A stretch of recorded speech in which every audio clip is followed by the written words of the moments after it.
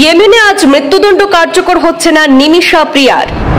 বিশ্ববরেণ্য সুন্নি ধর্মগুরুর হস্তক্ষেপে পরিস্থিতির নাটকীয় পরিবর্তন। আমাদের কিছু করার নেই, সুপ্রিম কোর্টে কেন্দ্রের মন্তব্যের পরে সক্রিয় ভূমিকা নেন গ্র্যান্ড মুফতি। ভারত সরকারের পক্ষে যা সম্ভব হয়নি তা করে দেখালেন কেরলের ধর্মীয় নেতা ডক্টর শেখ আবু বক্কর। ইয়েমেনে ভারতীয় নার্সের বিরুদ্ধে রায় কার্যকর হওয়ার কয়েক ঘন্টা আগে মুফতির মধ্যস্থতায় স্থগিত হয় মৃত্যুদণ্ডের সিদ্ধান্ত। শুধু মৃত্যুদণ্ড স্থগিতই নয়, আলোচনায় এসেছে সাজা হ্রাসের সম্ভাবনাও। আলোচনার কেন্দ্রবিন্দুতে এখন ব্লাড মানি। ভারতীয় নাগরিকের প্রাণ রক্ষার চেষ্টায় ব্লাড মানি অর্থের পরিমাণ বাড়িয়ে নতুন আলোচনার উদ্যোগে কেরলের গ্র্যান্ড মুফতি। ভারতীয় গ্র্যান্ড মুফতির তদবিরে ইয়েমেনে আপাতত মৃত্যুদণ্ড কার্যকর হচ্ছে না নার্স নিমিষা প্রিয়ার। একটি ফৌজদারি মামলায় দোষী সাব্যস্ত ভারতীয় এই নার্সের আজ মৃত্যুদণ্ডের সাজা কার্যকরের কথা ছিল। নার্সের পরিবার সুপ্রিম কোর্টে শরণাপন্ন হয়ে কেন্দ্রকে হস্তক্ষেপে বাধ্য করলেও গত সোমবারে কেন্দ্র শীর্ষ আদালতকে জানিয়ে দেয় সব ধরনের প্রচেষ্টা নেওয়া হয়েছে, কিন্তু ব্লাড মানি নিতে রাজি নন ক্ষতিগ্রস্ত পরিবারের সদস্যরা। ফলে কেন্দ্রের আর কিছু করার নেই। এক প্রকার সকল চেষ্টার পরিসমাপ্তিতে যখন প্রিয়া মৃত্যুদণ্ড কার্যকরের দ্বার প্রান্তে পৌঁছে গিয়েছিলেন, ঠিক সেই সময়ে এগিয়ে আসেন মরকজে শাকিফাতুস সুন্নিয়ার প্রতিষ্ঠাতা তথা কামারুল উলামা মুফতি আজম। ভারতীয় সুন্নি গ্র্যান্ড মুফতি ডক্টর শেখ আবু বক্করের হস্তক্ষেপে আপাতত মৃত্যুদণ্ডের সাজা কার্যকর স্থগিত হয়েছে এবং এখন শেষ আশার আলো হিসাবে আলোচনা চলছে ব্লাড মানি ভিত্তিতে সমঝোতার। এই আলোচনার মধ্যস্থতায় রয়েছেন এই বিশিষ্ট ধর্মগুরু। প্রসঙ্গত, ইয়েমেনি এক নাগরিকের মৃত্যুর ঘটনায় আজ 16 জুলাই মৃত্যুদণ্ডের সাজা কার্যকরের কথা ছিল কেরলের নার্স নিমিষা প্রিয়ার। এই সাজা রোধ করা কেন্দ্রীয় সরকারের পক্ষে সম্ভব নয়, এমনটাই গত সোমবার অর্থাৎ 14 জুলাই শীর্ষ আদালতে জানান অ্যাটর্নি জেনারেল আর ভেঙ্কটারমণি।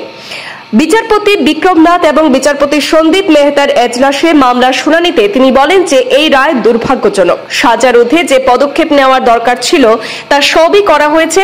মনে হচ্ছে এর বেশি কিছু করার মতো উপায় আর নেই। তিনি আরো জানান, কূটনৈতিক পথ প্রায় বন্ধ, ফলে এখন সাজা ঠেকানোর একমাত্র উপায় ব্লাড মানি বা ক্ষতিপূরণের মাধ্যমে সমঝোতা। তবে সেখানেও রয়েছে নানা প্রতিবন্ধকতা। এই জটিল পরিস্থিতিতে কেরলের বাসিন্দা নিমিষা প্রিয়ার জীবন রক্ষায় এগিয়ে আসেন সুন্নি সম্প্রদায়ের মুসলিম ধর্মগুরু কান্দাপুরমের শেখ আবু বক্কর মুসলিয়ার। ইয়েমেনের ধর্মীয় নেতৃত্বের সঙ্গে ইতিমধ্যে আলোচনা শুরু করেছেন তিনি। বিশেষজ্ঞদের মতে নিমিষার প্রাণ রক্ষার একমাত্র কার্যকর পথ হচ্ছে ক্ষতিগ্রস্ত পরিবারকে ব্লাড মানি নিতে রাজি করানো। তবে তার জন্য দুই পরিবারের মধ্যে আলোচনার মাধ্যমে নির্ধারিত হতে হবে ক্ষতিপূরণের পরিমাণ। উল্লেখ্য, ইয়েমেনের সাজার বিকল্প হিসাবে ব্লাড মানি বা আর্থিক ক্ষতিপূরণ দেওয়ার ব্যবস্থা চালু রয়েছে।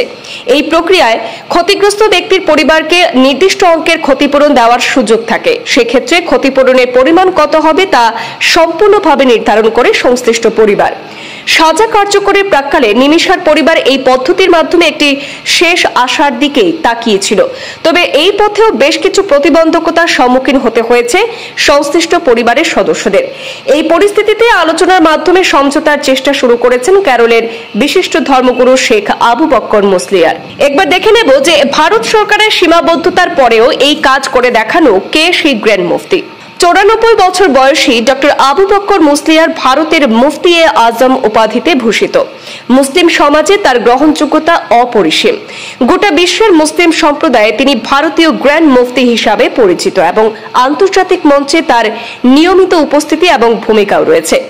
ইয়েমেনের এক বিচারপতি এবং মজলিসে শুরার একাধিক গুরুত্বপূর্ণ সদস্যের সঙ্গে তার সুসম্পর্ক রয়েছে। আর সেই সুবাদেই যার মৃত্যুর ঘটনায় নিমিষা প্রিয়া দোষী সাব্যস্ত হয়েছেন, সেই তালাল আব্দ মেহেদির পরিবারের সঙ্গেও তিনি যোগাযোগ স্থাপন করতে সক্ষম হয়েছেন।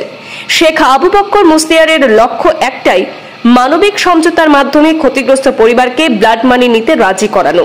ঠিক এই পন্থা অনুসরণ করেই তিনি আপাতত সাজা কার্যকর স্থগিত করাতে সফল হয়েছেন। এক অসাধারণ কূটনৈতিক এবং মানবিক প্রয়াস, যা অনেককেই আশার আলো দেখাচ্ছে। ব্যুরো রিপোর্ট, পূর্বাঞ্চল প্রতিদিন।